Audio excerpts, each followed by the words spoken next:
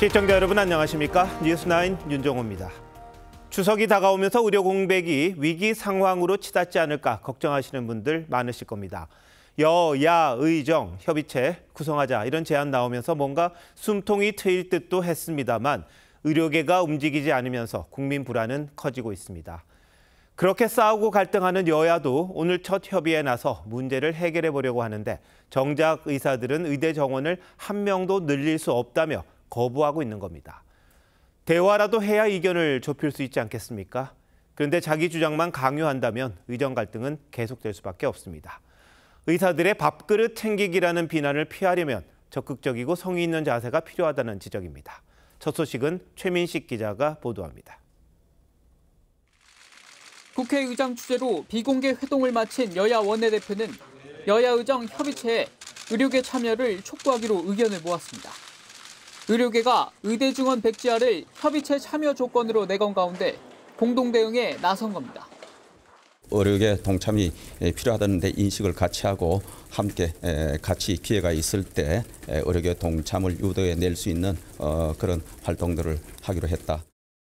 여야 의정 협의체를 제안한 만큼 이번에는 이 부분과 관련된 문제 해결에 이번 추석 전후에 좀 더 집중해야 되겠다 이렇게 생각합니다.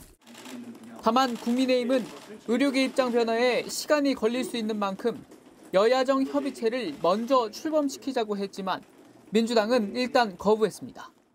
그래서 핵심은 사실은 의료계가 테이블에 앉는 겁니다. 의료계가 테이블에 앉지 않는다 그러면 사실 어떤 의미가 있을지에 대해서 우리가 좀 고민을 좀 해봐야 될 것 같아요.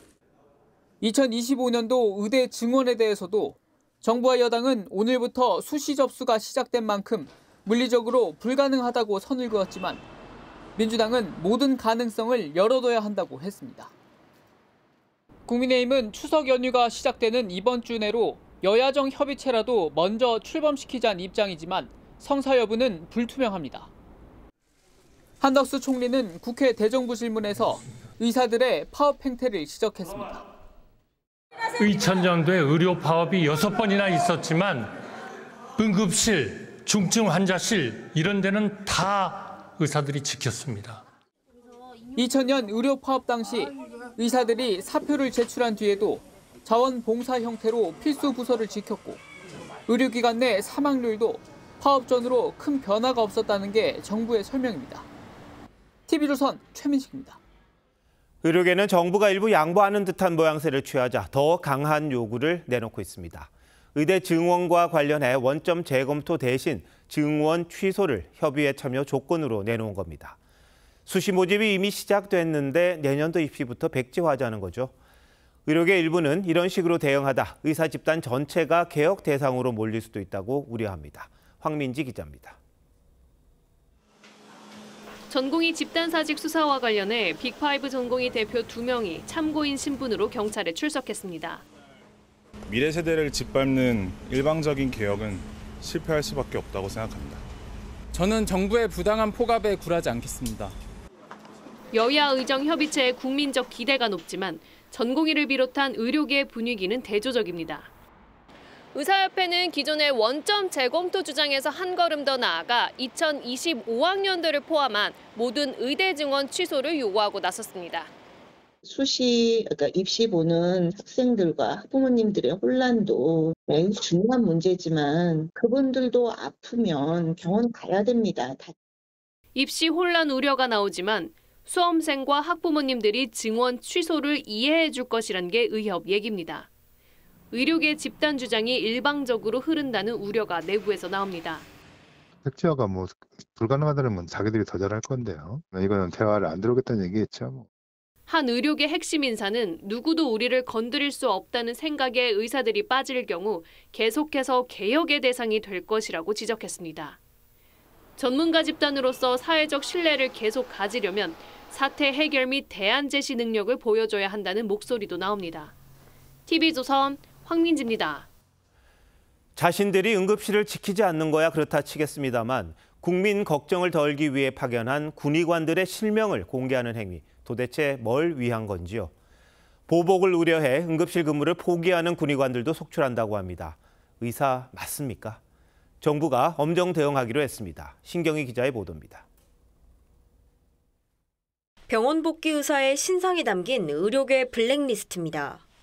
추석 때 힘써주시는 응급의학과 공보의와 군의관 제보를 받는다고 적혀 있습니다. 현재 이 사이트에는 군의관 28명의 소속 부대와 이름, 근무 병원과 근무 횟수까지 공개돼 있습니다. 주소와 부모의 직업이 노출되기도 합니다. 보건복지부 관계자는 군의관이 출근을 하려고 병원에 가다가 공격을 받고 되돌아간 사례도 있었다고 밝혔습니다. 환자의 생명을 지키는 의사들을 위축시키는 용납할 수 없는 범죄 행위입니다. 일부 군의관은 이런 사건으로 말미암아 대인 기피증까지 겪음을. 이와 관련해 정부는 수사를 의뢰했습니다. 정부는 또 의사 블랙리스트를 작성하고 유포한 혐의로 이미 30명 정도를 검찰에 송치했다고 밝혔습니다. 정부 대응도 도마에 올랐습니다. 응급실 근무를 거부한 군의관들에게 징계를 거론했다 번복했다는 논란이 불거진 겁니다. 정부는 이번 주 내 군의관 250명을 배치해 응급실 수요에 대응하기로 했습니다. TV조선 신경입니다. 의료계는 의대 증원을 전면 백지화해야 대화에 나서겠다는 입장을 보이고 있습니다. 그런데 오늘부터 2025학년도 대입 수시 모집 원서 접수가 시작이 됐죠. 이미 대학 신입생 모집 절차에 들어갔는데 의료계 주장대로 증원 백지화가 가능한지 한번 따져보도록 하겠습니다. 김자민 기자, 의대도 오늘부터 수시 접수가 시작이 된 거죠? 네, 2025학년도 대입 수시 모집 원서 접수는 오늘부터 13일까지 닷새간입니다. 전국 39개 의대는 올해보다 1,497명이 늘어난 4,610명을 내년 신입생으로 선발합니다. 이번 수시에선 이 가운데 67.6% 3,118명을 뽑습니다. 수시에선 총 6장의 원서를 쓸 수 있는데요.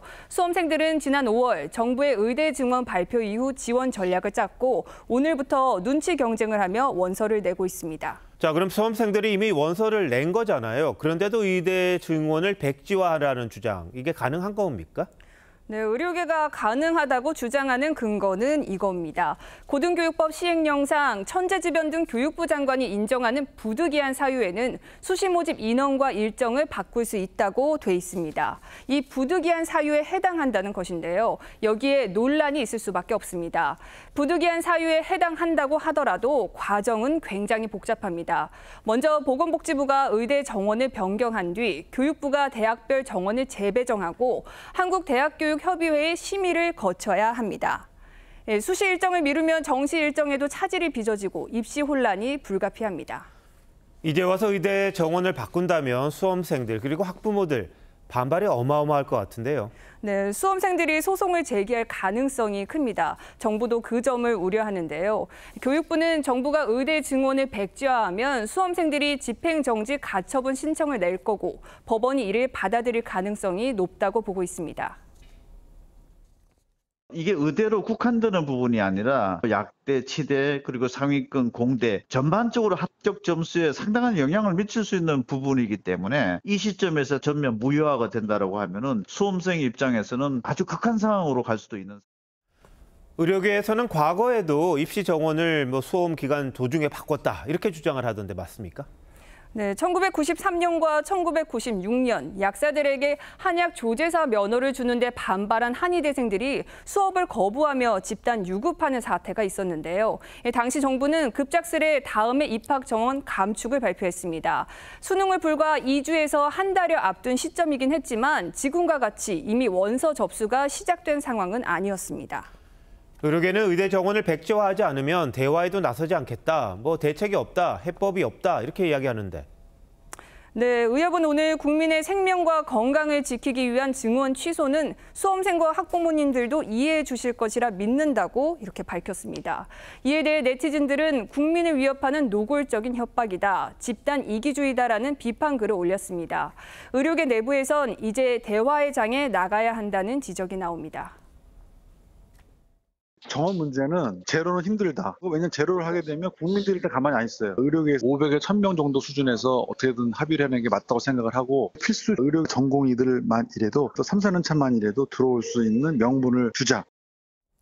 의료계가 대입 전형 절차까지 무력화하려 한다는 거, 이거 국민들이 납득하기가 참 어려운 것 같긴 하거든요. 그래도 어쨌든 여야라도 의료계를 좀 끌어내는 그런 방안을 좀 찾아야겠네요. 김 기자, 잘 들었습니다. 정치권 소식입니다. 갈등 관계에 있던 민주당 친이 친문 세력이 사법 리스크 앞에서는 한몸이 된 듯합니다.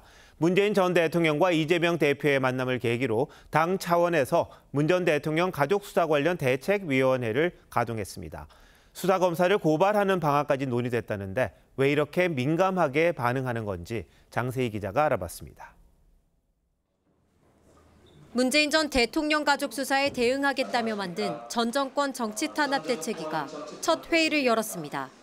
회의장 뒤쪽엔 검찰 정권의 망국적 칼춤을 멈추겠다는 문구가 걸렸습니다. 원조 친명계로 꼽히는 김영진 의원이 위원장을 맡고 한병도, 윤건영 의원 등 친문계도 다수 참여했습니다. 문재인 전 대통령에게만 명확한 증거도 없이 뇌물죄를 덮어씌우는 이유가 대체 무엇입니까? 전 정부 인사들에 대한 정치 탄압에 하나가 되어 단호하게 대처하겠습니다. 비공개 회의에선 문 전 대통령 가족 수사를 맡은 검사를 공수처에 고발하는 방안도 검토하기로 한 것으로 전해졌습니다. 오는 12일 대검찰청 항의 방문에 이어 13일엔 문 전 대통령과 이재명 대표 관련 수사를 총괄해 대응하는 윤석열 정권 검찰 독재 대책위로 확대 개편할 계획입니다. 이른바 비명행사 공천으로 갈등을 빚었던 친명계와 친문계가 검찰 수사를 계기로 공조에 나선 겁니다. 국민의힘은 소위 10월 위기설이 다가오자 급조된 방탄동맹이라고 비판했습니다. 대한민국 사법 시스템을 부정하는 민주당의 선동 정치가 점입 가경입니다. 대통령실은 준비 안 된 대통령이 집권해 혼란스럽다고 한 문 전 대통령 어제 발언에 대해 소득주도 성장, 원전 생태계 파괴, 외교 파탄 등을 거론하며 자신을 좀 되돌아보라고 지적했습니다. TV조선 장세희입니다. 국회는 오늘부터 대정부 질문에 들어갔습니다. 사흘간인데 정부를 향한 날카로운 정책 질의보다는 늘 그랬듯 정치 공방에 그쳤습니다. 국민의힘은 문재인 전 대통령의 사위였던 서모 씨 특혜 채용 의혹을, 민주당은 김건희 여사 관련 의혹을 거론했고 사대질과 고성은 고질병이 됐습니다. 박한술 기자입니다. 김대중 정부 시절 대통령 비서실장과 경제수석을 맡았던 민주당 박지원 의원과 한덕수 국무총리가 대정부 질문에서 만났습니다. 우리가 잘 아는 사이 아니에요? 너무나 잘 아는 거죠. 하지만 박 의원이 권력 서열 1위는 김건희 여사라며 관련 의혹에 대한 공세가 이어지며 분위기가 달라졌습니다. 이 사모님이 디올백 300만 원짜리 가지면 받으실 거예요? 제가 아는 사모님은 안 받아요. 의원님과 저는 그런 얘기를 할 정도의 관계는 아니라고 생각합니다. 옛날에 한덕수로 돌아가세요. 그러니까. 좋은 한덕수였는데 지금은 나쁜 한덕수예요. 윤석열 정부 경제 성과를 두고서도 고성과 삿대질이 오갔습니다.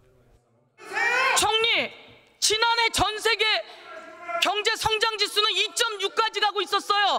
올해는 2.6%잖아요. 우리나라 경제 성장 몇 가지 찍었어요. 작년 한 해 가지고 먹고 삽니까? 올해 초반에 국민의힘은 문재인 전 대통령 사위 특혜 채용이 전형적인 정경 유착이자 매관 매직이라고 지적했습니다. 자신을 억울한 개구리라고 했던 딸 다혜 씨를 향해선 어미 주머니에서 생활하는 캥거루에 빗대 캥거루 게이트라고 직격했습니다. 이분은 억울한 개구리가 결코 아닙니다. 모렴치한 캥거루입니다. 그 대통령이 매관 매직을 하지 않았다면 어떻게 그런 호사를 누릴 수 있었겠습니까? 또 야당이 조기 대선을 위해 탄핵 변죽을 올리고 있다며 자신 있으면 차라리 대통령 탄핵안을 발의해 정치적 책임을 지라고 했습니다. TV조선 박한솔입니다. 보신 것처럼 여당은 의정 갈등 해결에, 야당은 사법 리스크 대응에 안간 힘을 쓰는 모습입니다. 추석 연휴 이제 일주일 남았죠. 추석 밥상 민심을 앞두고 이런 여론을 퍼뜨리려고 하는 의도가 보입니다. 정치부 이채린 기자와 정치권 상황 좀 더 짚어보도록 하겠습니다. 자, 민주당이 오늘 문재인 전 대통령 가족 수사에 대응하는 기구, 당 차원에서 만들었잖아요. 근데 그동안 친문과 친이계 갈등 상당히 심각했었는데 이제 없어진 겁니까? 네, 일단 표면적으로는 그렇게 된 걸로 보입니다. 이재명 대표로서는 야당 탄압이라는 프레임을 강조하면서 이르면 다음 달 말 나올 것으로 보이는 본인의 1심 판결을 앞두고 단합 분위기를 만들 수 있다는 점에서 또 문 전 대통령으로서는 당의 총력 방어를 받을 수 있게 됐다는 점에서 양측의 이해관계가 맞아떨어졌다고 볼 수 있겠습니다. 자, 표면적이라고 이 기자가 말했는데 그럼 내부적으로는 뭐 속내는 그렇지 않다 이렇게 봐야 하는 겁니까? 네, 아무래도 지난 총선 과정에서 불거졌던 이 이른바 비명 행사 앙금 여전할 수밖에 없을 겁니다.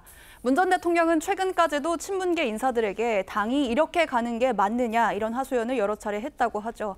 바로 어제 문 전 대통령을 만나고 온 이재명 대표가 오늘 최고위에서 관련 공개 발언을 하지 않은 걸 두고도 친문계에선 뒷말이 나왔습니다. 다만 양측이 이 사법 리스크 공동 전선을 위해서 당분간 갈등은 수면 아래에 묻어둘 거란 전망이 우세합니다. 자, 민주당 오늘 법사위 소위이긴 합니다만 김건희 여사 또 해병대원 특검법 통과시켰죠. 수비와 동시에 공격을 한다 이렇게 볼 수도 있겠습니다. 근데 이 법안들이 다 야당의 일방 처리로 대통령이 거부권을 행사했잖아요. 또 처리합니까? 언제 하죠? 네, 야당은 일단 이번 주에 법사위 전체 회의를 거쳐서 목요일에 예정된 본회의 때 통과시킨다는 계획입니다. 그러니까 추석 연휴 직전에 처리해서 밥상머리 민심에 영향을 주기 위한 전략이라는 게 여권의 해석입니다. 네. 자, 이게 이제 회자되게 하겠다 이런 취지인 것 같네요. 자, 여당 상황 한번 살펴보죠. 어제 윤석열 대통령이 여당 지도부 일부와 만찬을 했다 이런 보도가 나왔잖아요. 근데 한동훈 대표가 배제된 게 논란입니다. 네, 대통령실의 설명부터 좀 보겠습니다. 어제 오후에 갑작스럽게 잡힌 약속이라고 설명을 했는데요. 또 알려지지 않았을 뿐 의원들과의 식사 자리 여러 차례 있어 왔다고도 했습니다. 하지만 지난달 말에 한동훈 대표 등 지도부와의 만찬이 한 차례 취소된 상황이라서 여러 정치적인 해석이 나올 수밖에 없는 상황입니다. 어쨌든 한 대표는 만찬 사실 몰랐죠. 네, 관련해서 오늘 기자들이 한동훈 대표에게 직접 물었습니다. 직접 들어보시죠.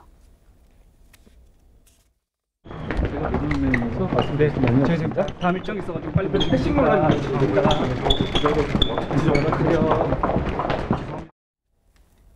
네, 유쾌한 일 아닐 것 같은데 한 대표로서는 지금 본인이 제안했던 여야 의정 협의체 이게 또 급선무일 것 같긴 합니다. 네, 한동훈 대표 오늘 최고위에서는 의료계를 설득하기 위해서 의제에 제한을 두지 않는 정도의 파격적인 조건까지 검토해보자 이렇게 말한 걸로 알려졌습니다. 어떻게든 의정 갈등을 풀어보려는 상황에서 이른바 이렇게 패싱 논란까지 불거지면서 내부적으로 불편한 기색도 감지되는데요. 친한계 한 인사, 의대 증원 중재안을 내자마자 지난달에 만찬을 취소하더니 대통령이 편한 사람들만 만난다고 비판을 했습니다. 반대로 대통령실과 정부 측에서는 의료계의 대화 참여를 끌어내는 것도 중요하지만 한 대표가 뒷감당이 쉽지 않은 제안들을 하고 있다. 이런 불만도 나오고 있습니다. 네, 한 대표가 좀 쉽지는 않아 보여요. 의료계도 설득해야 되고 야당, 정부 여당까지 해야 되니까 참 무겁다 싶긴 한데 어떻게 좀 더 진전된 상황 만들어 볼지 지켜봐야겠군요. 네. 자, 잘 들었습니다.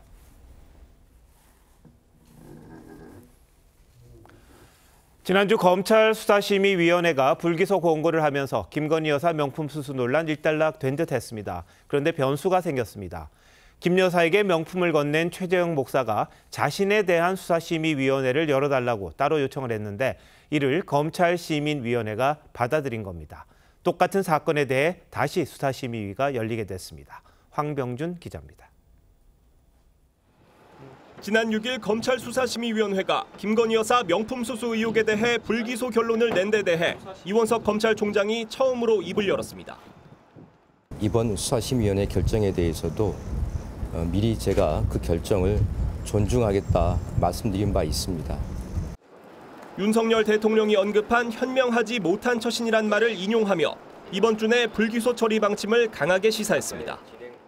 바람직하지 못한 처신이 그것이 곧바로 법률상 형사처벌의 대상이 되거나 범죄 혐의가 인정되는 것은 아니다는 점. 하지만 오후 들어 돌발 변수가 생겼습니다. 김 여사에게 명품을 건넨 최재형 목사가 피의자 신분으로 요청한 수사심의위 개최를 외부위원으로 구성된 검찰시민위원회가 받아들인 겁니다. 이에 따라 또다시 열리게 될 수사심의위는 최 목사의 청탁금지법 위반, 주거침입, 위계에 의한 공무집행방해, 명예훼손 등 4가지 혐의에 대해 기소 여부를 권고하게 됩니다. 통상 수심위 소집부터 결론까지는 보름 정도가 걸립니다. 오는 15일까지인 임기 내에 사건을 마무리하려던 이 총장의 구상에 차질이 불가피해졌습니다. TV조선 황병준입니다. 후보 매수로 교육감직을 박탈당하고도 보존받은 선거비용 30억 원을 반납하지 않은 채 다시 교육감 선거에 나서겠다는 광노현 전 교육감. 어떻게 생각하십니까? 법적으로 막을 수단은 없다고 합니다만 이러고도 교육계를 대표하는 게 상식적인지 의문을 제기하는 목소리가 큽니다. 이태희 기자가 보도합니다. 광노현 전 서울교육감은 지난 2010년 당선 뒤 35억 원이 넘는 선거 비용을 보전받았습니다. 하지만 경쟁 후보 매수 혐의가 유죄로 확정되면서 2012년 교육감직을 상실했고 12년이 지난 현재까지 보전금 약 30억 원을 반납하지 않은 걸로 알려졌습니다. 이런 상황에서 조희연 전 교육감의 불명예 퇴진으로 공석이 된 서울교육감 재보궐선거에 곽 전 교육감이 재출마를 선언하자 국민의힘은 출마 후보가 내야 하는 기탁금부터 압류해야 한다고 지적했습니다. 교육감 선거 자체를 최악의 정쟁의 늪으로 빠뜨리는 행동입니다. 역사에 기록될 만한 최악의 비교육적인 장면입니다. 이처럼 당선 무효 확정 뒤에도 선거 보전금을 모두 반납하지 않은 후보자는 지난 1월 기준 78명에 달하고 걷어들이지 못한 보전금은 191억 원에 이릅니다. 하지만 반납을 강제하거나 재출마를 규제할 법적 규정이 없어 사실상 미납을 방치하고 있다는 지적이 나옵니다. 국민의힘 나경원 의원은 이런 인사들의 공직 출마를 제한하는 이른바 광노현 방지법을 발의하겠다고 했는데 지난 20대, 21대 국회에서 잇따라 법안이 발의됐지만 번번이 본회의 문턱을 넘지 못했습니다. TV조선 이태희입니다. 직원이 은행에서 거액을 횡령하는 사건이 이번에는 수협은행에서 발생했습니다. 50대 직원이 벌인 일이었는데 서류를 위조해서 고객 돈을 빼돌리고 돌려막기로 감시를 피해온 것으로 파악됐습니다. 최수용 기자의 단독 보도입니다.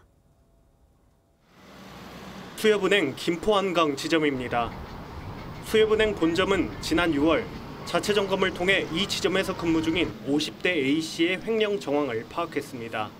지점장이 바뀐 지가 한 6개월 정도밖에 안 됐어요. 보니까 업무처리가 이상한 것 같아서. A씨는 2021년부터 최근까지 대출 서류를 위조해 고객 돈 수십억 원을 빼돌렸고 돌려막기로 감시를 피해온 것으로 알려졌습니다. 회수 불가능한 돈은 파악된 것만 3억 원에 달합니다. 특히 A씨가 2017년부터 3년간 마포지점에서도 비슷한 수법으로 횡령한 정황도 추가로 파악돼 횡령액은 더 늘어날 수 있습니다. A씨는 과장급이었지만 대출 결제 권한을 상관으로부터 위임받아 수월하게 범행을 저지른 것으로 알려졌습니다. 관리 감독이 상당히 허술하다는 것을 간파하고 난 이후에 자신의 횡령 사실을 은폐하기 위해서 좀 더 성실하게 보이려고 하는. 수협은행은 특별감사를 거쳐 A씨를 직위에 제한 뒤 횡령 혐의로 고발 조치했습니다. 함께 근무한 지점장도 관리감독 책임을 물어 대기 발령했습니다. 금감원은 수협은행 본점에 검사팀 3명을 보내 현장 검사를 진행하고 있습니다. TV조선 최수용입니다. 문재인 전 대통령 사위였던 서모 씨의 특혜 채용 의혹을 수사 중인 검찰이 당시 청와대 행정관을 법정에 세웠습니다. 검찰은 해당 행정관에게 특혜 채용 의혹이 불거진 뒤 이상직 전 의원과 대응 방안을 논의하지 않았느냐고 물었지만 증언 일체를 거부했습니다. 전종원 기자입니다. 이상직 전 의원이 중진공 이사장으로 임명된 지 넉 달 만인 2018년 7월 문재인 전 대통령 사위였던 서모 씨는 타이 이스타제 전무로 채용됐습니다. 검찰은 당시 대통령 가족을 관리한 청와대 행정관 신모 씨가 서 씨 가족의 태국 이주와 특혜 채용 과정에 깊숙이 관여한 것으로 의심하고 있습니다. 당시 청와대에서 일했던 다수에 대해 무차별적으로 수사가 진행되고 있을 뿐 아니라 이후 신 씨가 조사에 응하지 않자 검찰은 법원의 허가를 받아 오늘 공판 전 증인 신문을 했습니다. 검찰은 신 씨가 특혜 채용 의혹이 불거진 2019년 1월부터 이 전 의원과 86차례 연락을 주고받았다며 대응 방안을 논의한 것 아니냐고 물었습니다. 검찰은 청와대 근무 당시 조국 민정수석, 임종석 비서실장 중 누구에게 보고했는지도 물었습니다. 하지만 신 씨는 70번 넘게 증언 거부권을 행사했습니다. 오늘 증인신문에 참석할 수 있다는 통지를 받은 문 전 대통령 등 피의자 4명 중에선 수감 중인 이 전 의원만 화상으로 참여했습니다. 중진공 이사장 임명 대가로 부정 채용하신 게 대가성 맞나요? 죄송합니다. 더 이상 얘기할 게 없습니다. 검찰은 조만간 문다혜 씨를 참고인으로 불러 조사할 계획입니다. TV조선 전정원입니다. 50대 남성이 출근길에 자신이 사는 아파트 승강기 앞에서 흉기에 찔려 숨졌습니다. 가해자는 직장 동료였는데 이 범행 직전 옷을 갈아입는 등 치밀함을 보였습니다. 박건우 기자입니다. 정장 차림의 중년 남성이 기다란 막대기를 들고 아파트 계단을 오릅니다. 잠시 후 엘리베이터를 타고 내려온 남성은 밖으로 나갔다가 평상복 차림에 모자를 쓰고 나타나 다시 계단을 오릅니다. 몇 분 뒤 16층 엘리베이터 앞 바닥에서 남성 2명이 몸싸움을 벌입니다. 주민 신고를 받고 16층으로 올라간 경비요원이 피를 흘리며 쓰러진 남성을 발견하고 화들짝 놀라 119에 신고합니다. 피해 남성은 병원으로 이송 도중 숨졌습니다. 숨진 50대 남성은 출근하기 위해 집을 나서자마자 같은 또래의 직장 동료로부터 피습을 당했습니다. 범인은 범행 후 아파트 비상 계단을 통해 1층으로 내려와 차를 타고 달아났습니다. 하지만 3시간여 만에 광주시 북구에서 경찰에 붙잡혔습니다. 조사 결과 범인은 대나무 흉기를 만들어 설비 단자함에 숨기고 옷을 갈아입는 등의 치밀함을 보였습니다. 경찰은 두 사람이 업무상 갈등을 겪은 것으로 파악하고 자세한 사건 경위를 조사하고 있습니다. TV조선 박건우입니다. 경찰관을 차에 매달고 도망친 남성이 도주 2시간 만에 붙잡혔습니다. 만취 상태였습니다. 조유진 기자가 보도합니다. 지하주차장을 빠르게 달리는 흰색 승용차. 운전석 창문에 경찰관이 매달려 있습니다. 30m쯤 달리며 속도를 올리자 경찰관은 더 버티지 못하고 떨어져 나갑니다. 지난 6월 음주운전 의심 신고를 받은 경찰이 40대 남성의 거주지 주차장에서 30분 정도 잠복했습니다. 경찰관이 다가가 술을 마셨냐고 묻자 남성은 그대로 달아났습니다. 경찰은 남성의 아내를 통해 자수를 권하는 한편 주변 CCTV를 통해 2시간 만에 해당 차량을 찾아냈습니다. 남성은 1km 떨어진 이곳 주택가 골목길에 차량을 버리고 도주했습니다. 경찰관이 주차 관리인인 척 차를 빼달라며 전화하자 남성은 차량으로 돌아왔고 여기서 또 한 번 도주를 시도했지만 결국 체포됐습니다. 차 빼달라고 그래서 재치를 발휘하니까 이제 차 빼기로 나온 걸 근거한 거죠. 경찰 조사 결과 이 남성은 면허 취소 기준을 훌쩍 넘는 만취 상태였습니다. 남성은 당황해서 도주했다고 진술한 것으로 확인됐습니다. 경찰은 이 남성을 음주운전과 특수공무집행 방해 혐의로 검찰에 넘겼습니다. TV조선 조유진입니다. 성매매 업소를 홍보하기 위해 스스로 성관계 영상을 촬영하고 사이트에 후기를 올린 남성이 붙잡혔습니다. 업계에서는 유명한 인물이었는데 카메라 관련 박사 과정을 수료한 뒤 렌즈업계 연구원으로 활동하고 있었습니다. 노도일 기자입니다. 경찰들이 한 남성의 집으로 들어가자 집안 곳곳에 카메라와 렌즈가 가득합니다. 컴퓨터 안에는 성매매 장면이 담긴 영상이 셀 수 없을 만큼 저장돼 있습니다. 집주인인 30대 남성이 최근 5년간 서울과 경기 지역에서 성매매했던 영상들로 1,900개가 넘습니다. 이 남성은 업주들로부터 10에서 40만 원을 받고 이 성매매 영상을 후기 형식으로 온라인에 올렸습니다.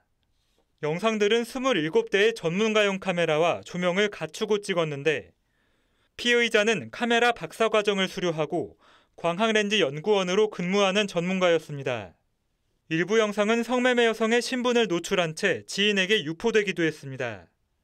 촬영을 해서 이거를 움짤 형식으로 게재하는 것은 동의했지만 이걸 개인적으로 유포한 것은 동의가 안 됐다고 저희들은.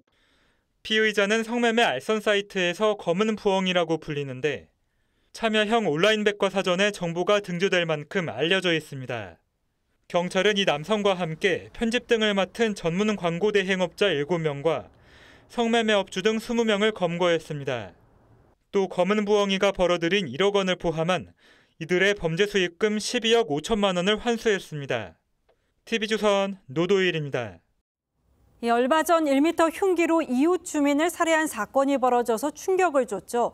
해당 기사에 대의를 위한 범행이라는 이 피의자를 옹호하는 댓글이 잇따라서 논란이 나왔는데요. 작성자가 피의자 부친으로 추정돼서 유족 측이 사자 명예훼손 혐의로 고소했습니다. 주원진 기자입니다.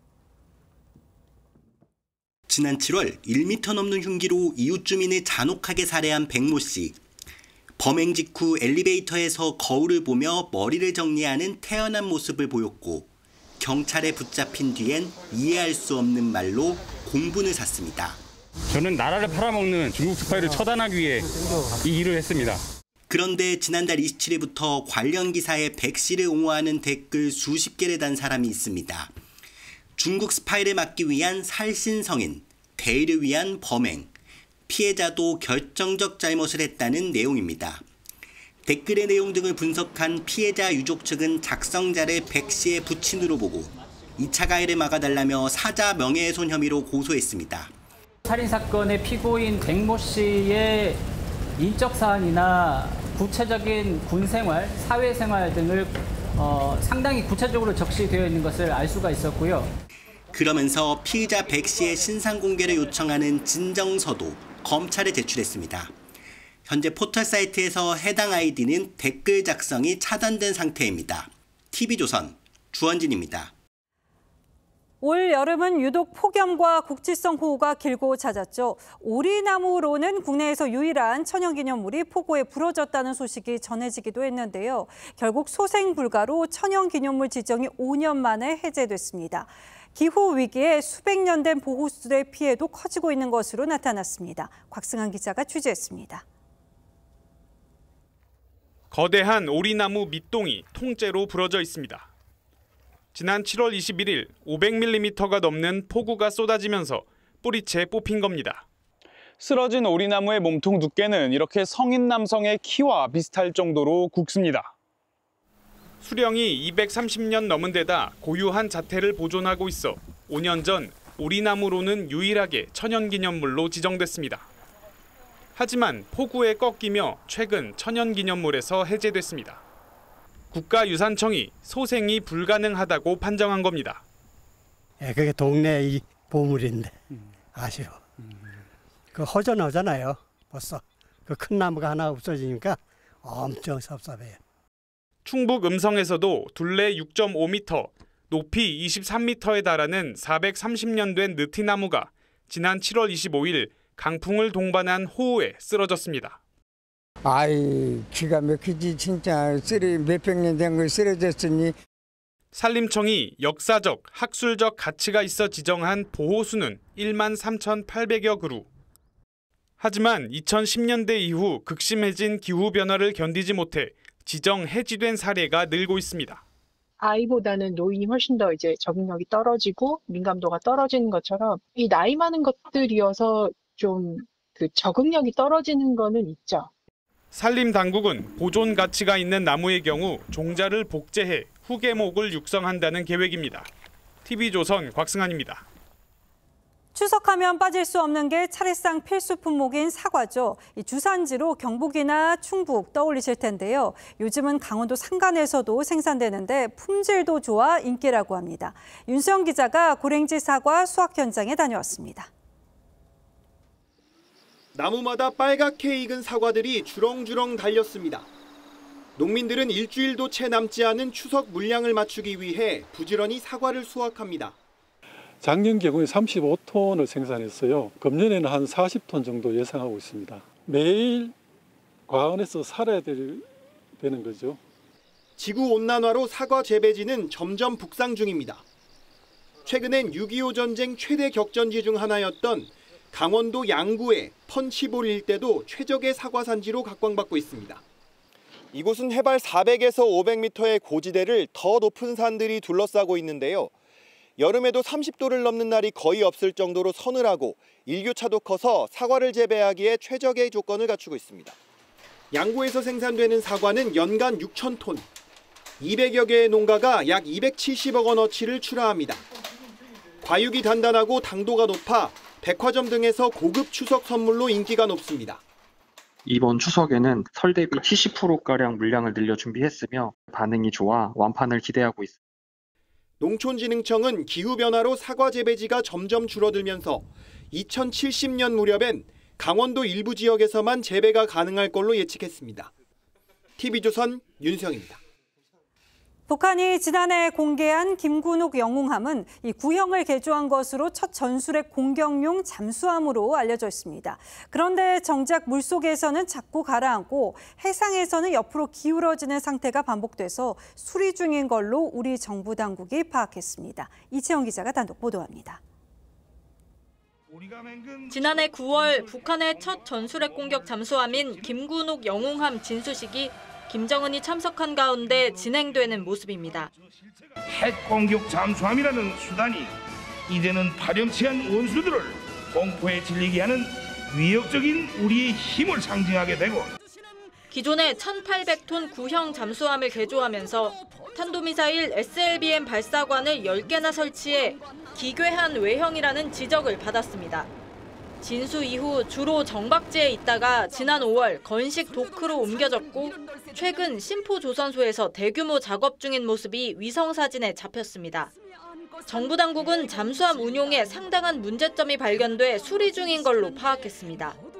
정부 당국 관계자는 잠수함은 부력과 수평을 유지하는 게 기본인데 자망 이후에도 계속 기포가 발생하거나 계속 밑으로 가라앉는 상태라고 했습니다. 여기에 수면 위로 올라올 경우 함체가 옆으로 기울어지는 심각한 결함도 발견됐다고 했습니다. 기존 잠수함의 폭은 늘리지 않고 길이만 늘렸기 때문에 균형 잡는 데 대단히 불안정할 것이다. 또 물속에서도 아마 기동하기가 상당히 어려울 거예요. 최근 국제해사기구 선박 등록 시스템에는 김군욱 영웅함을 비롯한 북한 잠수함들의 정보가 등록됐다가 삭제됐는데 북한이 전력 노출을 우려해 삭제를 요청했을 가능성이 있습니다. TV조선 이채연입니다. 아직도 무더위가 식지 않고 있는데 역대급 폭염에 에어컨 없이 지내기 힘든 여름입니다. 그러다 보니 8월 전기요금 고지서 받기가 무섭다는 분들 많으시죠. 한전이 집계해봤더니 지난해와 비교해 13% 정도 더 나온 것으로 나타났습니다. 예상보다는 좀 나은 거죠. 그런데 5만 원 이상 더 나온 가구가 100만 가구를 넘는다고 합니다. 장혁수 기자입니다. 2016년 이후 두 번째로 많은 16일의 폭염 일수를 기록한 지난 8월. 열대야도 통계 집계 이후 처음으로 두 자릿수를 기록했습니다. 더운 날씨에 에어컨 등 냉방기기 사용이 늘어나면서 최대 전력 수요는 97.1기가와트로 역대 최고치를 경신했습니다. 안 켜면 여기가 머리가 뚱긋고 쓰러질 것 같아. 전기요금이 부담이 되지. 한국전력이 집계한 8월 전기요금은 가구당 평균 7,500원이 늘어난 64,000원. 전체 가구 중 76%의 전기료가 올랐는데 일부는 상승폭이 컸습니다. 지난해보다 3만 원에서 5만 원을 더 내야 하는 가구가 126만 가구로 가장 많았고 75만 가구는 5만 원에서 10만 원이 올랐습니다. 10만 원 넘는 폭탄급 고지서를 받게 된 가구도 38만 가구에 달합니다. 기록적인 무더위에도 우려했던 것보다는 증가폭이 크지 않았습니다. 역대급 무더위로 전기 사용량이 증가하여 전기요금 부담이 커진 점 송구하게 생각합니다. 정부는 부채가 202조 원을 넘은 한전의 재무 상태를 감안해 전기요금 인상을 검토 중입니다. 하지만 무더위가 이어지고 있는 9월 전기요금 걱정도 커지고 있어 인상 시기를 두고 고민이 깊어지고 있습니다. TV조선 장혁수입니다. 배달업체인 배달의 민족이 월정액을 내면 무료 배달을 하는 서비스에 나서자 외식업계가 반발하고 있습니다. 점주들 부담이 더 커지기 때문인데요. 외식업계는 배달앱 3사를 공정위에 신고했고 일부 대형 프랜차이즈사는 배달앱 사용 중단을 권고하기도 했습니다. 주재용 기자의 보도입니다. 유명 프랜차이즈 1,300여 개가 포함된 한국 프랜차이즈 산업협회가 이달 안으로 배달의 민족과 쿠팡이츠, 요기요 등 배달앱 3사를 공정거래위원회에 신고하기로 했습니다. 공정거래법상 시장 지배적 사업자가 가격을 올릴 때 사전에 협의해야 하는데 배달앱들은 가맹점들의 의견과 상관없이 수수료를 올리고 있다는 이유입니다. 외식업계가 배달앱을 상대로 정식 신고에 나선 건 이번이 처음입니다. 배달앱 민족 등은 독과점 주의를 남용하여 일방적으로 요금제를 변경하거나 수수료를 대폭 인상하고 배달의 민족 구독제 서비스 배민클럽을 이용하지 않겠다는 업체들도 늘고 있습니다. 배민은 모레부터 그동안 무료로 시범 운영해온 구독제 서비스를 유료로 전환하는데 가맹 점주가 상대적으로 높은 수수료를 내거나 배달비를 모두 부담해야 합니다. 이번에 9월 11일자로 바뀐다. 배민에서 이거 할 거냐라고 했을 때도 저희는 원래대로 할 거 때문에 롯데리아는 지난주 가맹 점주들에게 배민클럽에 입점하지 말라고 권고문을 보냈고 서브웨이와 본죽 등도 사실상 배민클럽 보이콧에 나섰습니다. 수수료 인상을 둘러싼 배달 플랫폼과 입점 업체들의 갈등이 전면전으로 치닫고 있습니다. TV조선 주재용입니다. 민주당 해리스 후보의 상승세가 뚜렷했던 미국 대선이 초박빙 양상을 보이고 있는 것으로 조사됐습니다. 이른바 족집게로 불리는 이들의 예측도 엇갈릴 정도니 이제 이목은 이틀 뒤 열리는 해리스 트럼프 두 후보의 TV 토론에 쏠립니다. 미국 대선 판세의 중대 분수령이 될 거라는 관측이 지배적입니다. 신은석 기자입니다. 남편과 산책하던 민주당 해리스 후보가 기자들을 향해 토론 준비를 마쳤다고 말합니다. Are you ready, Madam Vice President? Ready. 전날 향신료 가게를 방문해서도 자신감을 내비쳤습니다. I finally got out of the debate prep to look at these spices. Best part of debate prep so far. 해리스는 첫 TV 토론에서 존재감을 드러내야 하는데 공화당 트럼프 후보의 실언과 화를 유도한다는 전략입니다. 트럼프는 여유만만입니다.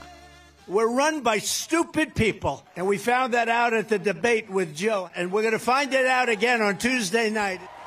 트럼프 참모들은 상대 후보 공격보다 정책에 집중하라고 조언하고 있지만 얼마나 지켜질진 미지수입니다. 이번 TV 토론은 사실상 대선 판세의 분수령이 될 것으로 보입니다. 두 후보의 지지율은 트럼프 48%, 해리스 47%로 초박빙입니다. 대선 등판 후 해리스가 상승세를 타는 듯했지만 트럼프 역시 엄청난 회복력을 보이고 있다는 평가입니다. ABC 방송 주간으로 열리는 이번 토론은 현지 시간 화요일 밤, 한국 시간 수요일 오전 90분간 생중계되며 상대 발언 중엔 마이크가 꺼지는 방식으로 진행됩니다. TV조선 신은서입니다. 필리핀과 중국을 강타한 태풍 야기가 이번에는 베트남을 휩쓸며 최악의 피해를 남겼습니다. 지난 30년간 베트남에 상륙한 태풍 가운데 가장 강력한 태풍으로 파악될 정도인데 피해 지역 주민은 태풍 소멸 뒤 산사태를 걱정하고 있습니다. 황정민 기자입니다. 폭우와 강풍으로 강을 가로지르는 철교 절반이 무너졌습니다. 강풍에 건물 유리창과 구조물이 부서져 길거리는 아수라장입니다. 11호 태풍 야기가 휩쓸고 간 베트남 북부 지역의 모습입니다. Anh nhìn lên đường xá trông như ngày tận thế.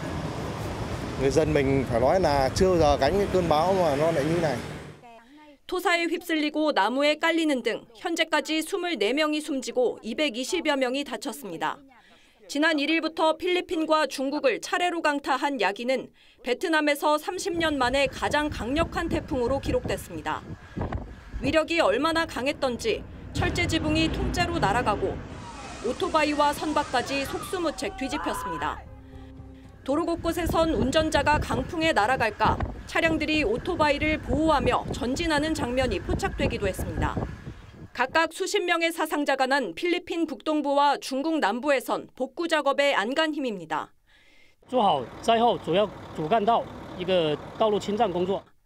태풍은 어제 오후 베트남에서 열대 저압부로 약화한 뒤 소멸했지만 약해진 지반 탓에 산사태 피해가 발생할 가능성이 남아 있습니다.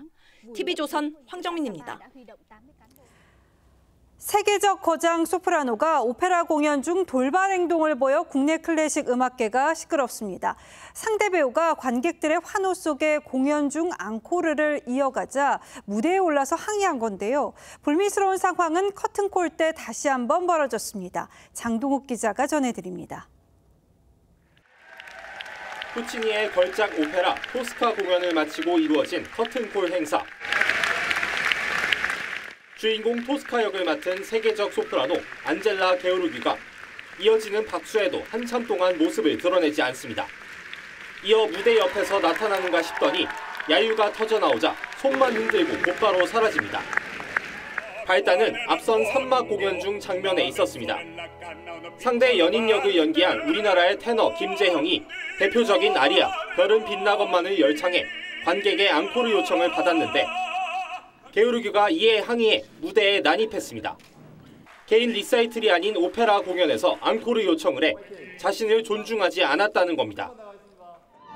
객석의 환호에 답해 오페라 공연에서 앙코르가 이루어지는 것은 드물지만 관례에 어긋나는 일은 아닙니다. 앞서 게오르기는 2016년 오스트리아 빈 국립 오페라 극장에서 펼쳐진 토스카 공연에서도 상대 테너가 관객 요청으로 앙코르를 부르자 이에 항의해 1분 넘게 무대에 나타나지 않기도 했습니다. 한국 동료 음악가들과 관객을 무시했다는 비판이 쏟아지자 공연을 주최한 세종문화회관 측은 아티스트에 강력히 항의하고 한국 관객에 대한 사과를 요청하겠다고 밝혔습니다. TV조선 강동우입니다. KLPGA 경기에서 김효주의 어프로치 샷이 무려 40여 초 후에 홀에 들어가는 보기 드문 장면이 나왔습니다. 김효주 본인도 기다리는 걸 포기하고 퍼팅을 준비할 정도였는데요. 기다려보라는 동반 플레이어들의 제안이 결국 행운의 버디로 이어졌습니다. 고민성 기자입니다. 4번 홀에 김효주 어프로치 샷을 시도합니다. 오른쪽으로 살짝 벗어난 공이 홀 앞에 멈춰섭니다. 그런데 공이 미세하게 움직이는 듯 보였고 같은 조의 박지영과 현세린마저 김효주에게 기다리라는 신호를 보냅니다. 43초가 지났고 거짓말처럼 공이 홀 안으로 떨어집니다. 골프에는 볼이 홀 가장자리에 걸쳐 있을 경우 볼을 지켜보는 10초가 더 허용된다는 규정이 있습니다. 하지만 KLPGA 투어 경기위원회는 이번 상황에 대해 공은 홀에 걸치지 않고 정지한 게 확실했다며 자연의 힘에 의해 다시 움직였다고 설명했습니다. 홀 끝에 걸친 공과 관련된 10초 상황이 아니라고 본 겁니다. 바람, 지형, 온도, 습도의 미세한 변화에 따라 공의 물리적인 위치가 변할 수도 있기에 김효주 캐디의 그림자는 여운을 남겼지만 직접적인 영향을 주지 않았기 때문에 페널티는 적용되지 않았습니다. 그림자가 만들어지면서 미세하게 환경이 변할 수는 있을 것 같습니다. 하지만 짧은 시간 안에 이렇게 무거운 골프공의 움직임에 직접적으로 영향을 주진 않았을 것으로 보입니다.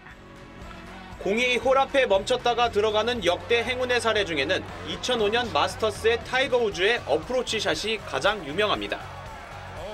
공이 약 3초간 멈췄다가 홀 속으로 빨려 들어갔습니다. TV조선 구민성입니다.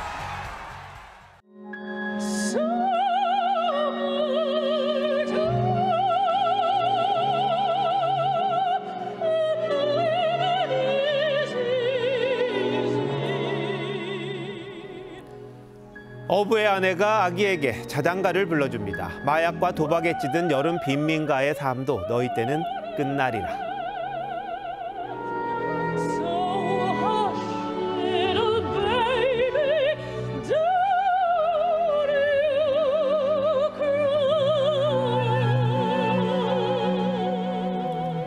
여름 밤하늘을 쳐다보며 토토가 푸념합니다. Quando finirai estate di merda. In un film saresti già finita. Dissolvenza e via, un bel temporale. Sarebbe bello, eh? 여름은 그러나 현실입니다. 영화처럼 세상을 구부릴 생각 버리고 진실을 직시해야 벗어날 수 있습니다. Do not try and bend the spoon. That's impossible. Instead, only try to realize the truth. There is no spoon. 검찰 수사심의위가 김건희 여사 명품백 사건을 기소하지 말라고 권고했습니다. 검찰의 무혐의 결론에 이어 외부 인사들도 같은 판단을 내린 거죠. 이로써 명품백 영상이 공개된 지 9달 반 만에야 한 매듭을 지었습니다. 하지만 길고 답답하게 끌어온 사건이 끝났다고 생각할 국민 얼마나 될까요? 사법 처분을 떠나 민심을 뒤흔든 정치적 파문은 쉽게 가라앉지 않을 듯합니다. 애초에 사건은 그리 복잡하지 않았습니다. 김 여사에게 접근해버린 몰카 공작이라는 사실 누구도 부인하지 못할 겁니다. 김 여사가 서둘러 진상을 밝히고 국민에게 사과했다면 일이 커지지 않았을 공산이 큽니다.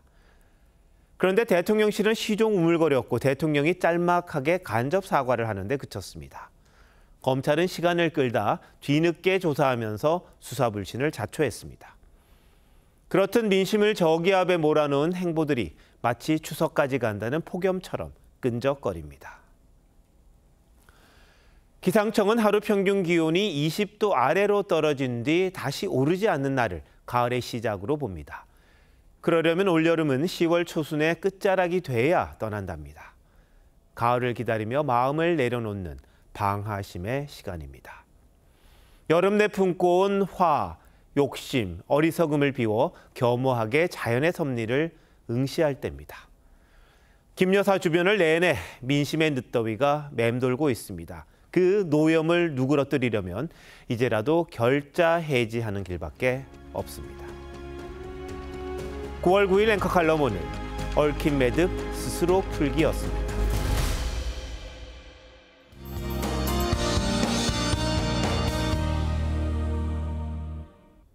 올해는 유난히도 더위가 길게 느껴집니다. 오늘은 마치 한여름으로 돌아간 듯한 하루였는데요.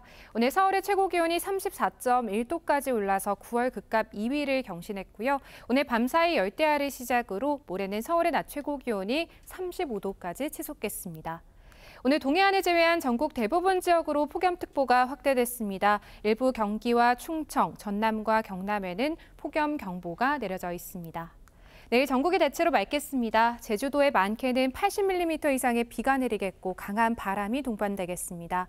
이른 아침 강원과 충북, 남부 내륙에는 짙은 안개가 예상됩니다. 내일 아침 서울과 부산 25도, 제주 27도로 열대야가 나타나겠고요. 낮에는 청주와 대전, 광주가 35도까지 치솟겠습니다. 때늦은 폭염은 전국에 목요일 비가 내리며 한풀 꺾이겠습니다. 날씨였습니다. 9월 9일 월요일 뉴스9 마칩니다. 시청해주신 여러분 고맙습니다.